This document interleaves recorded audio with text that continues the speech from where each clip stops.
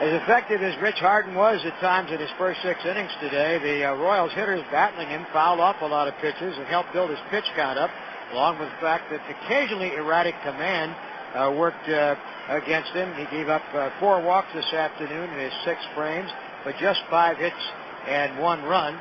And of the 4 walks, 2 were 4-pitch walks that opened innings that required him to throw quite a few pitches to get out unscathed. That put him over the 100-pitch mark, and of course that made it necessary for the bullpen to finish it up, which they did with flying colors here this afternoon.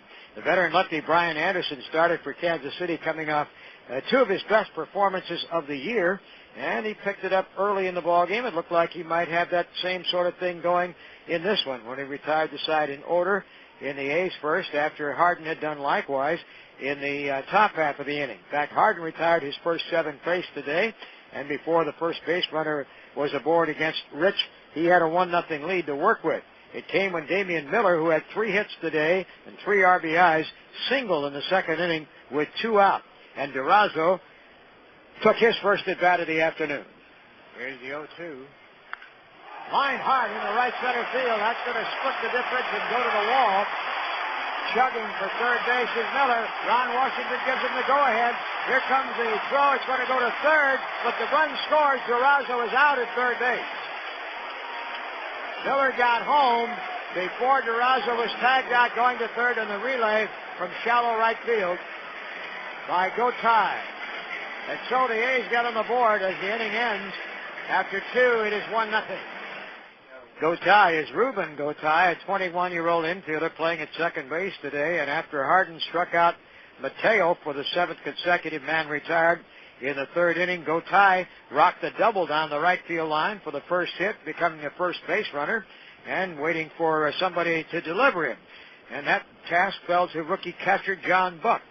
Harden checks the runner, now the 1-1 delivery, and it's swung on and ripped to deep left. Burns is back. He's looking up, and it is off the wall. Gotay is rounding third, and he will come to the plate. The throw goes to second, and Buck is out at second base as the run scores. And that ties the ball game at 1. Alert job by Burns playing the carom in left. Gotay had to wait just to make sure the ball wasn't caught. Gotay then scored from second, and the A's get the out at second base for out number 2. That 1-1 would hold until the A's half of the 6th inning, but meantime it wasn't always easy, because after the second out in that 3rd inning, Relaford singled for the Royals, and the first walk given up by Harden went to Randa, putting 2 on and bringing up the dangerous Mike Sweeney before Randa finally put him, Harden finally put him away with a swinging strike 3, stranding the 2 runners. And in the 4th inning, a leadoff walk on 4 pitches, a following single, put runners at first and second, nobody out, and then Harden did some of his best pitching of the day, striking out Guile and Mateo and getting Gotay to tap out to the mound.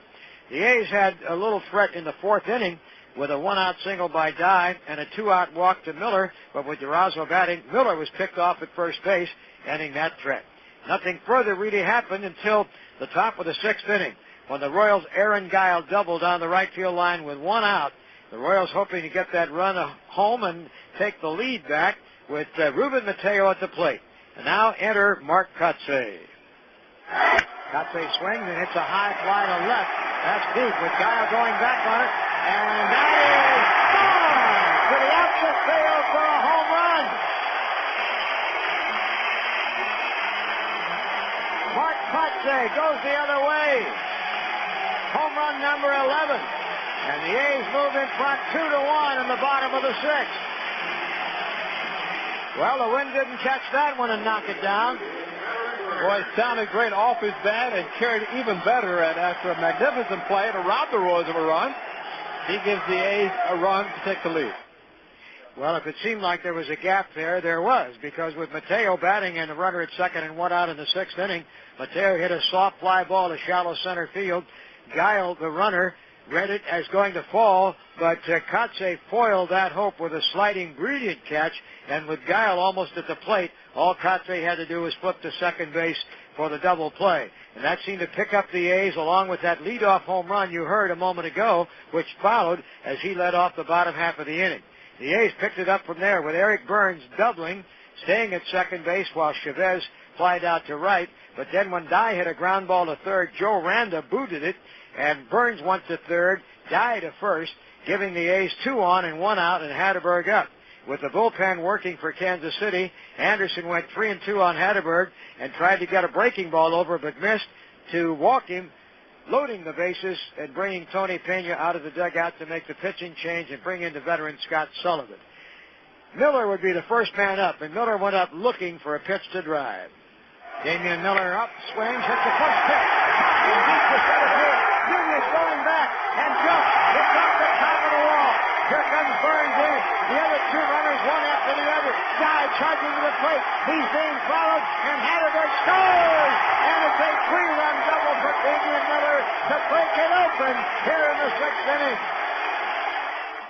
That thing seemed to bring the A's and the crowd back to full life. DeRosa was walked intentionally. Crosby forced him at second.